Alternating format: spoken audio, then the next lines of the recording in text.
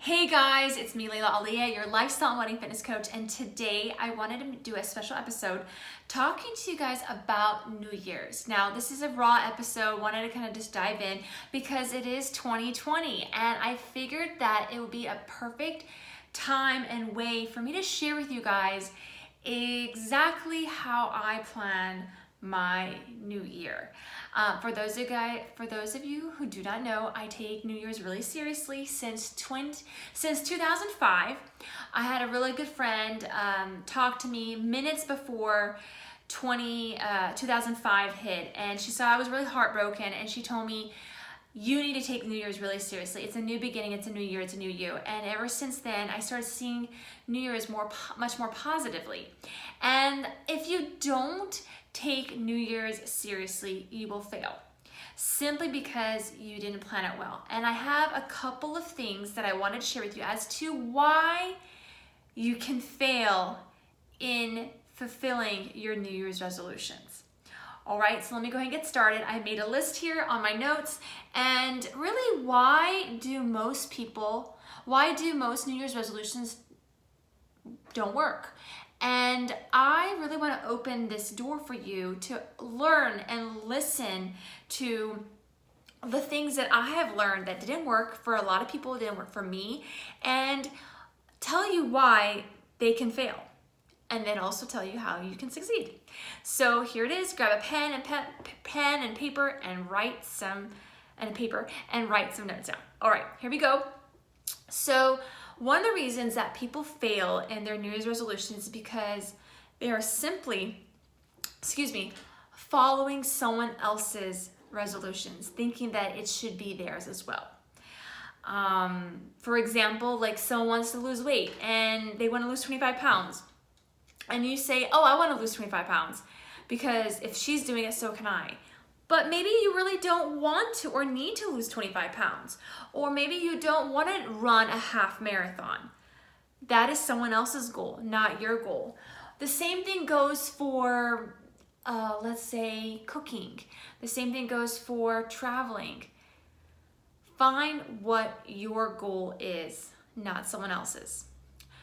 Another thing is sharing people your goals. This is the biggest thing I have found to be a big game changer for me, is not telling everybody my goals, because you open yourself up to judgment, discouragement, and so many other things. And I go more into this in my coaching, my online coaching program, the Wedding Fit Forever Academy, explaining why you should not share your goals with everybody.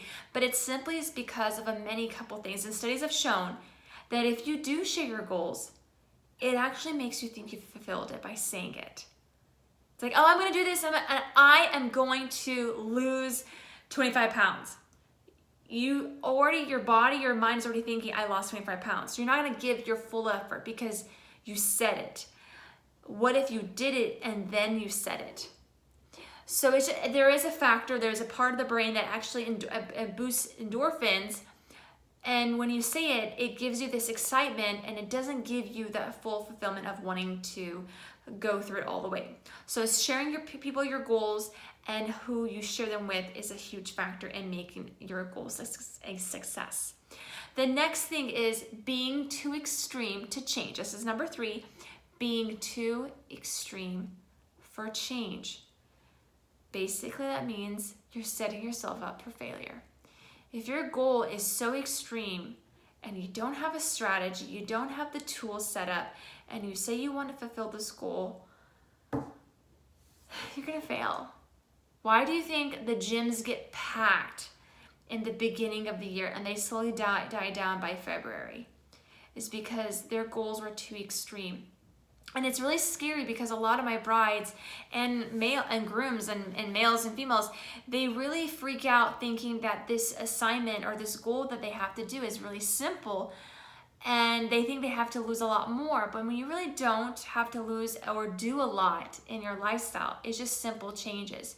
So going to extreme of a change is something that I highly recommend you don't go into, because it's a lot. And it's not realistic. Another reason why most New Year's resolutioners fail in succeeding in their fulfilling their New Year's resolution is basically they do it alone. They don't have any accountability, and friends don't really count, and family members don't really count because they love you and they want the best for you, so they don't want to see you sad, and they may not tell you things that you want to hear. So really, by doing this, fulfilling your New Year's resolution alone, and this is specifically on health and wellness, but it also can relate to other areas such as finances, such as housing, such as traveling. You're not having an accountability partner who can support you and push you to fulfill this goal, saying, I thought you said you're gonna do it, why are you not doing it? Come on. Versus someone could say, it's okay, I'm in the same boat. You want someone that doesn't give you reassurance to fail. You want to have someone that's gonna make sure that you are reassured that you are going to succeed. And the last one is investing in the results. Basically, not investing in the results. So a lot of people think they can do it for free, and that is great. It takes a special person to not put in an investment in getting results than those who put an investment to get results.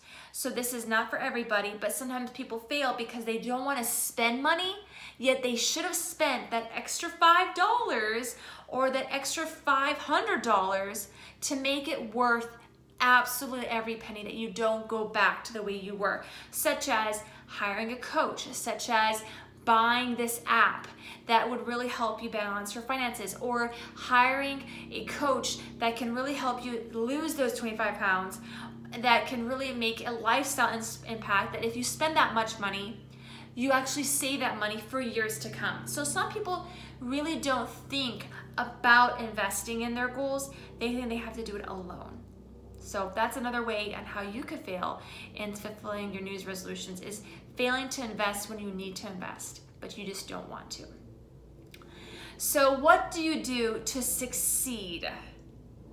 And that basically means, and the last thing is really not putting time. The last thing when it comes to not fulfilling your New Year's resolution is taking the time to reflect and to decide what it is you want to work on. So sometimes you make a big, quick decision, but you really didn't put the time into thinking about it. So that's something I highly encourage you guys to really look into, and that is, how can I really make the time to make this goal work? Okay, that's it. That's all I'm gonna say. So what do you do to succeed? Okay, so here we go. Basically doing the opposite of what I said, and that is really think hard about what you really want, and only what you want with your partner, for you and your partner. And then the next thing is setting time aside and to really look at your schedule and ask yourself why. So I'm looking at my questions to answer, to tell you. Setting time aside to really invest in you, all right? And writing down your goals, going through some questions. Now, if you listen to my podcast, Sweating for the Wedding podcast, I actually share what those questions are, how to reflect on your year, how to create your year. And those were inspired to me by my colleagues and my mentor, Peter Scott. So do check it out. And it's free. And if you want to dive deeper, obviously I could go into that with you as well. So really taking that time to reflect on your year and creating your year. Sorry, there's sun. It's beautiful sun today, but it's kind of blinding me right now. And so the next tip is really, hold on. Thinking hard about what you want to do. Okay, and the next tip is finding an accountability partner, such as a coach, such as somebody that has been through the same situation as you have been and wants to help you succeed. So that's something that I do. That's something I can help a lot of my clients in succeeding in their health and wellness goals. You can also look into hiring a personal trainer, hiring a finance analyst, finance specialist, contacting somebody and investing in, contacting someone to really help you stay accountable, okay? And the next thing is, that leads to my next tip, and that is really be willing to invest in your goal. So I just said that before, about spending the money, and specifically to health and wellness. A lot of people do need to invest. It takes a special person to do it alone. However, if you're that person that does need that support, just know you can contact me. And the information is below. It's Laila at lailaaliyah.com. And do feel free to contact me about really wanting to make this year your year of fulfilling the dream body, the dream health that you want to be in, and making your year 2020 a successful year. So I do help men and women and brides and grooms to be, and slimming down for the gown, or I like to say Wedding Fit Forever, which is my online one-on-one group coaching program. So I hope these tips were helpful. Do feel free to send me messages. I just wanted to be raw and relevant here, and do review your year and create your year. So I'll make this short. It was a bit long, sorry about that, but I love New Year's and I wanted to make this as special and impactful and as fast to you guys as possible. So I hope this was helpful. Stay active and keep going. And remember, do invest and spend the time you need in making this year the best year in your health. All right, I'll stop there. Stay active and keep going, and I'll see you guys in the next video. Bye.